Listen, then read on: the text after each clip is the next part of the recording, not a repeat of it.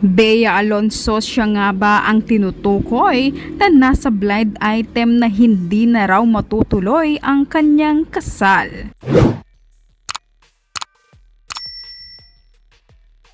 Usap-usapan ngayon sa mundo ng showbiz ang umuugong na balita, tila may problema umano sa nalalapit na kasalan ni Bea Alonso at ng negosyanteng si Vincent Co. Marami tuloy ang nagtatanong kung totoo nga bang hindi na raw matutuloy ang inaabangang engrandeng wedding ng dalawa dahil umano sa issue ng prenuptial agreement. Nagugat ang intriga matapos kumalat ang isang blind item tungkol sa isang kilalang celebrity couple na nakatakda na sanang ikasal sa abroad, particular sa Spain. Ayon sa mga naglabasang kwento, marami na raw kilalang personalidad ang nakatanggap ng imbitasyon para sa naturang kasal at nakapaghanda na rin sana para bumiyahe papuntang Europe.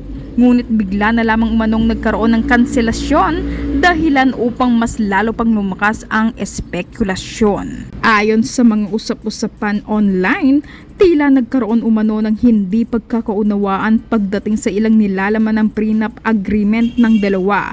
Bagamat walang direktang pangalan na binanggit sa blind item, marami agad ang naghinalang sina Bea at Vincent ang tinutukoy dahil matagal nang usap-usapan ang posibilidad ng kanilang pagpapakasal.